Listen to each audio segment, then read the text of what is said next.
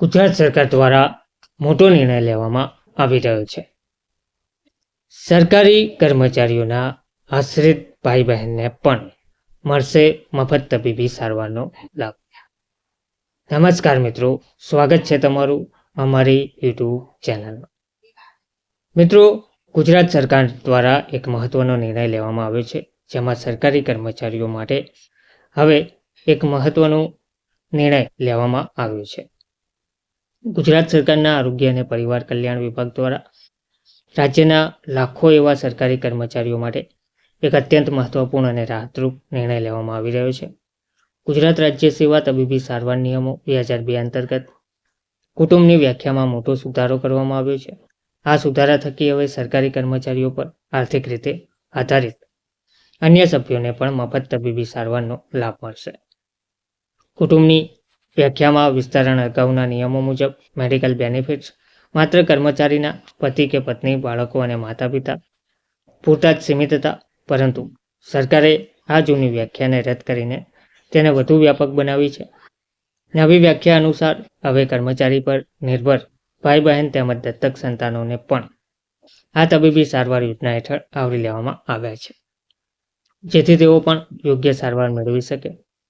લાભ માટેની જે મુખ્ય શરતો અને આવક મર્યાદા છે, જેમાં આ લાભ મેળવવા માટે સરકારે કેટલીક શરતો અને આર્થિક નિર્ભરતાની મર્યાદા સ્પષ્ટ કરી છે. પ્રથમ શરત એ છે કે આ નિર્ભર સભ્યો કર્મચારીની સાથે જ રહેતા હોવા જોઈએ. બીજું, જો પરિવારના તે સભ્યની પેન્શન સહિતના તમામ સ્ત્રોતોમાંથી થતી કુલ માસિક આવક ₹500 થી વધુ ના હોય, તો જ તેમને કર્મચારી પર પૂર્ણતઃ આશ્રિત ગણીને આ યોજનાનો લાભ આપવામાં આવશે. તાત્કાલિક અસરથી અમલ આરોગ્ય વિભાગ દ્વારા આ અંગેનો સત્તાવાર પરિપત્ર જાહેર કરી દેવામાં આવ્યો છે અને આ નવા નિયમો તાત્કાલિક અસરથી અમલમાં પણ મૂકી દેવામાં આવ્યા છે. સરકારના આ પગલાંથી લાભાર્થીઓની યાદીમાં વધુ સ્પષ્ટતા આવશે અને યોગ્ય નિર્ભર સભ્યો વગર કોઈ અડચણે મેડિકલ સુવિધા મેળવી શકશે. મધ્યમ વર્ગને મોટી આર્થિક રાહત. રાજ્ય સરકારના આ નિર્ણયથી મધ્યમ વર્ગીય સરકારી પરિવારોને ખૂબ જ મોટો ફાયદો થશે. માંદગીના સમયે જ્યારે મેડિકલ ખર્ચાઓ વધતા હોય છે, ત્યારે આર્થિક રીતે નિર્ભર ભાઈ બહેન કે અન્ય સભ્યોની સારવારનો બોજ હળવો થશે. આ નિર્ણય સરકારી કર્મચારીઓની ચિંતા દૂર કરવામાં અને તેમના પરિવારને આરોગ્ય સુરક્ષા પૂરી પાડવામાં અત્યંત ઉપયોગી સાબિત થશે તેવું જોવા મળી રહ્યું છે.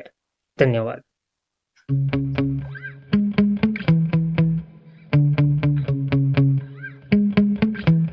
Yeah.